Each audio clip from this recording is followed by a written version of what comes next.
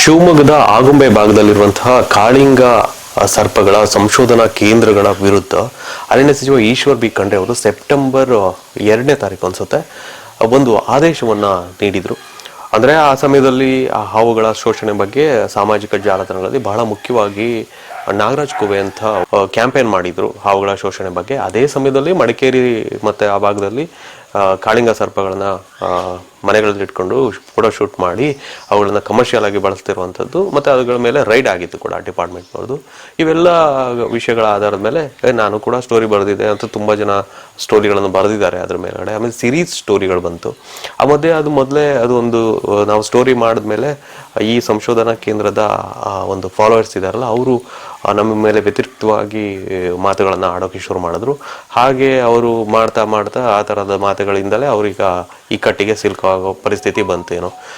But ನಮ್ಮ ಸಚಿವರು ನಾನು ಕೂಡ ದೂರು ಕೊಟ್ಟಿದ್ದೆ ಈ ತರದ್ದು ನನ್ನ ಮೇಲೆ ಒಂಥರ ಪರ್ಸನಲ್ ಇವ್ರು ಯಾರೋ ರಿಪೋರ್ಟ್ರು ಹಂಗೆ ಹಿಂಗೆ ಅಂತ ಹೇಳಿ ಪೋಸ್ಟ್ಗಳನ್ನ ನಾನು ಸಾಮಾಜಿಕ ಜಾಲತಾಣ ನೋಡಿರೋದ್ರಿಂದ ನಾನು ಪರ್ಸನಲ್ ಆಗಿ ಸಚಿವರಿಗೆ ದೂರು ಕೊಟ್ಟಿದ್ದೆ.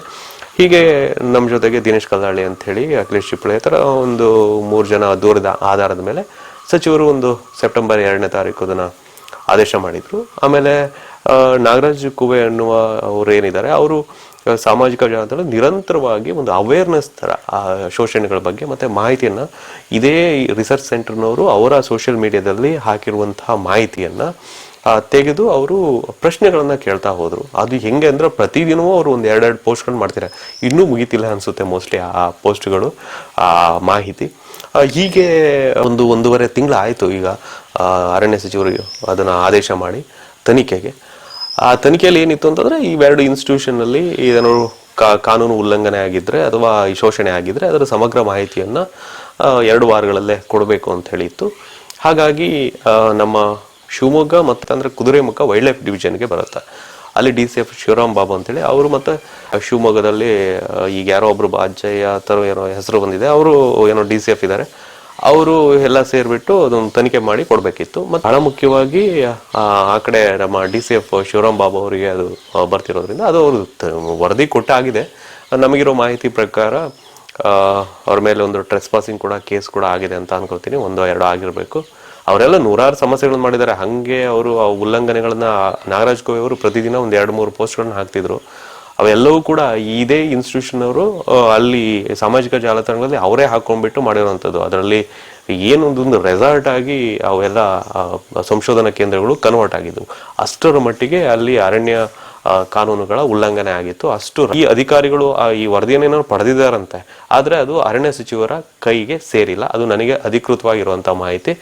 ಸೇರಿಲ್ಲ ಅಂದ ತಕ್ಷಣ ನಮ್ಮ ಸಚಿವರು ಕೇಳಬೇಕಿತ್ತು. ಆದ್ರೆ ಸಚಿವರಲ್ಲಿ ಈಗೇನಾಗಿದೆ, ಅವರು ಬೀದರಿಗೆ ಹೋಗ್ತಾರೆ ಪ್ರವಾಸ, ಅವರು ಅಲ್ಲಿ ಇನ್ಚಾರ್ಜ್ ಮಿನಿಸ್ಟರ್ ಇದ್ದಾರೆ, ಆ ಕಡೆ ಎಲ್ಲ ಫ್ಲಡ್ ಅದು ಇದೆಲ್ಲ ಬರ್ತಿದೆ. ಬಟ್ ಅದು ಕಾರಣ ಅಲ್ವೇ ಅಲ್ಲ. ಯಾಕಂದ್ರೆ ನಾವು ಇಷ್ಟು ದೊಡ್ಡ ಮಟ್ಟದಲ್ಲಿ ಪರಿಸರಕ್ಕೆ ಅಥವಾ ವಾಯ್ಸ್ ನಾವು ರೈಸ್ ಮಾಡಿದಾಗ ಅಥವಾ ದೊಡ್ಡ ಆಂದೋಲನ ತರ ಆದಾಗ ಸೂಕ್ಷ್ಮಮತಿಯ ಸಚಿವರು ಅದನ್ನ ಓದಿ ಅದನ್ನ ಕ್ರಮ ತೆಗೆದುಕೊಳ್ಳುತ್ತಾರೆ ಅನ್ನುವಂಥ ಭರವಸೆ ಮೇಲೆ ನಾವು ಎಲ್ಲ ನಿಂತಿರೋದು. ಹಾಗಾಗಿ ಈಗ ಅದು ಅವರು ಅದನ್ನ ಪಡೆದಿಲ್ಲ ಅನ್ನೋದು ನಮಗೆ ಖಾತ್ರಿ ಇದೆ. ಆದ್ರೆ ಅದನ್ನ ಪಡ್ಕೊಂಡ್ಬಿಟ್ಟು ಅದನ್ನ ಓದ್ಬಿಟ್ಟು ಅದಕ್ಕೆ ಏನ್ ಕ್ರಮ ತೆಗಿಬೇಕು ಅದನ್ನ ಮಾಡ್ಬೇಕು. ಮತ್ತೆ ಅದನ್ನ ಮಾಧ್ಯಮಗಳಿಗೆ ಅದನ್ನ ಕೊಡ್ಬೇಕು, ಅದು ವರದಿಯಲ್ಲಿ ಏನಿದೆ ಅಂತ ಅದನ್ನ ಹಿಡ್ಕೊಂಡ್ಬಿಟ್ಟು ಮತ್ತೆ ಎಲ್ಲಾ ಸಚಿವರು ಹಿಂದೆ ಮಾಡ್ತಿರೋ ಹಾಗೆ ಇವರು ಮಾಡೋದಿಲ್ಲ ಅಂತ ನಾವು ಭರವಸೆ ಇರೋದ್ರಿಂದ ಈ ಒಂದು ವರದಿಯನ್ನ ಮಾಧ್ಯಮಗಳಿಗೆ ಬಿಡುಗಡೆ ಮಾಡಬೇಕು. ಮತ್ತೆ ಈ 2 ಇನ್ಸ್ಟಿಟ್ಯೂಷನ್ ಬರೀ ರಿಪೋರ್ಟರ್ ಬರೀ ಅದೊಂದೇ ಕೆಲಸ ಇರೋದಿಲ್ಲ.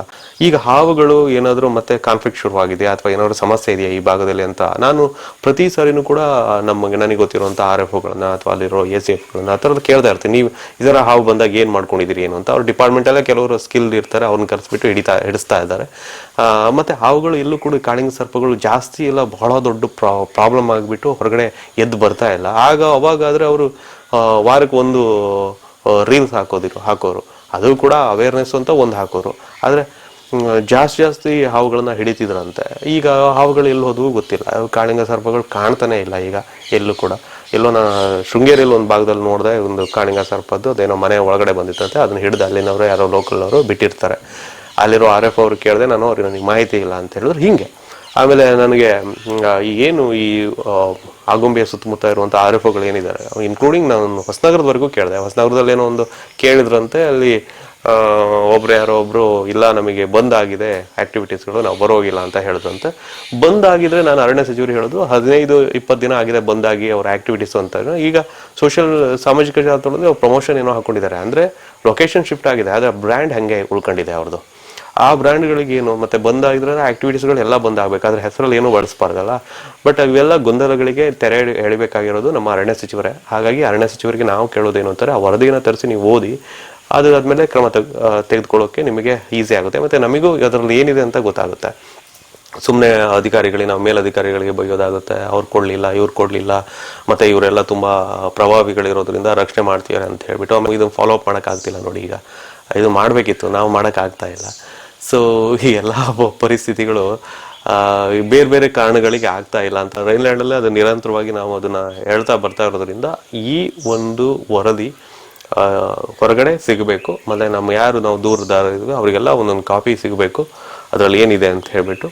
ಆಮೇಲೆ ಮುಂದೆ ಅದ್ರ ಬಗ್ಗೆ ನೀವು ಡಿಪಾರ್ಟ್ಮೆಂಟಲ್ ಕ್ರಮ ತೆಗೆದುಕೊಳ್ಳಿಲ್ಲ ಅಂತಂದ್ರೆ ಅದು ನೆಕ್ಸ್ಟ್ ಕೋರ್ಟ್ಗೆ ಹೋಗ್ಬೋದು, ಅದಕ್ಕೆ ಹೋಗ್ಬೋದು.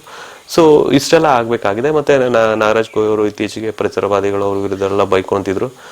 ಪರಿಸರವಾದಿಗಳಿಗೆ ಬೈಕೊಳ್ಳಿ, ನನಗೆ ಏನು ಸಮಸ್ಯೆ ಇಲ್ಲ. ಬಟ್ ನಾವು ಯಾರು ಅಂದ್ರೆ ಪರಿಸರವಾದದ ಮತ್ತೆ ಅವಾದಿಗಳು ಹಿಂದೆ ಇರುವಂತ ತುಂಬಾ ಸೀನಿಯರ್ಸು, ಅರಣ್ಯವನ್ನು ಆರೆದು ಕೂಡಿದು ಎಲ್ಲ ಮಾಡಿದವ್ರ ಬಗ್ಗೆ ಎಲ್ಲ ನಮಗೆ ಗೊತ್ತಿರೋದ್ರಿಂದ ನಾವು ಯಾರು ನಮ್ಮ ರೈನ್ಲ್ಯಾಂಡಲ್ಲಂತೂ ಯಾರ ಸಹಯೋಗವೂ ಆ ಥರ ಇಲ್ಲ. ಯಾಕಂದರೆ ನಮಗೆ ಕಣ್ಣಿ ಕಾಣುವಂಥ ಎಡವಟ್ಟುಗಳನ್ನು ನಾವು ಯಾವಾಗಲೂ ಹೇಳ್ತಿರ್ತೀವಿ. ಅವ್ರು ಯಾರು ಕೆಲವೊಬ್ರು ಪರಿಸರವಾದಿಗಳು ಬಂದು ಅದನ್ನ ಕ್ಯಾಂಪೇನ್ ಮಾಡಿಬಿಟ್ಟು ಆಮೇಲೆ ಅದನ್ನ ನಿಲ್ಲಿಸಿದ್ರೆ ಅದ್ರ ಬಗ್ಗೆನೂ ನಮಗೆ ಗೊತ್ತಿಲ್ಲ. ಬಟ್ ನಾವು ಇದನ್ನ ಫಾಲೋ ಅಪ್ ಮಾಡ್ತಿದ್ದೀವಿ. ಹಾಗಾಗಿ ನಮಗೆ ಒಂದು ಭರವಸೆ ಸಿಕ್ಕಿದೆ, ಇನ್ನೊಂದು 2 ದಿನದಲ್ಲಿ ಅವರು ಸಚಿವರು ಬೀದರ್ಲಿರೋದ್ರಿಂದ ಅವ್ರು ಬಂದು ಒಂದಿಷ್ಟು ಓದಿ ಅದನ್ನ ನೋಡ್ಕೊಂಡು ಅದನ್ನ ಒಂದು ಹೋಪ್ ಇದೆ. ಮತ್ತೊಂದು ಮತ್ತೆ ಪದೇ ಪದೇ ಏನಾಗುತ್ತೆ ಅಂದ್ರೆ ಸಚಿವರು ಹಂಗಿಲ್ಲ ಅಂತ ನಮಗೆ ಗೊತ್ತಿದೆ. ಆದ್ರೆ ಇವ್ರು ಏನಾಗ್ತದೆ ಗೊತ್ತಾ, ಹಿಂದೆಲ್ಲ ಕೆಲವರು ಆಕ್ಟಿವಿಸ್ಟ್ಗಳು ಅವರೆಲ್ಲ ಇದ್ರು, ಅವರೆಲ್ಲ ಹಿಂದೆಲ್ಲ ನಾನು ಈಗಲೂ ಹೇಳ್ತೀನಿ, ಅವರೆಲ್ಲ ಏನ್ ಮಾಡಿದ್ರೋ ಗೊತ್ತಿಲ್ಲ. ಅಲ್ಲ, ನಮಗೆ ಸಚಿವರ ಮೇಲೆ ಅಂಧಾಭಿಮಾನ ಇಲ್ಲ, ಆದ್ರೆ ಹಿಂದೆನೂ ಕೂಡ ಇವರ ಆಕ್ಟಿವಿಟೀಸ್ ಇತ್ತು, ಆಕ್ಟಿವಿಸಮ್ ಇತ್ತು, ಇವರೆಲ್ಲ ಇದ್ರು. ಅಲ್ಲೆಲ್ಲ ಏನ್ ಮಾಡೋದು ಅಂತ ನಮಗೂ ಗೊತ್ತಿಲ್ಲ. ನಾವೀಗ ಬಂದಾಗ ನಮಗೆ ಈ ತರದ ಸಮಸ್ಯೆಗಳಿದಾವೆ. ಆಗಲೇ ಸುಮಾರು ದಿನಗಳು ಹೋಯ್ತು. ಈ ವಾರದ ಒಳಗಡೆನೆ ಇದಕ್ಕೊಂದು ತಾರ್ಕಿಕವಾಗಿ ಒಂದು ಅಂತ್ಯ ಕಾಣಬೇಕು. ಇಲ್ಲ ಅಂದ್ರೆ ನಾವು ನಮ್ಮ ಸಚಿವರ ಮೇಲೆ ನಮಗೆ ಬೇಜಾರಾಗುತ್ತೆ.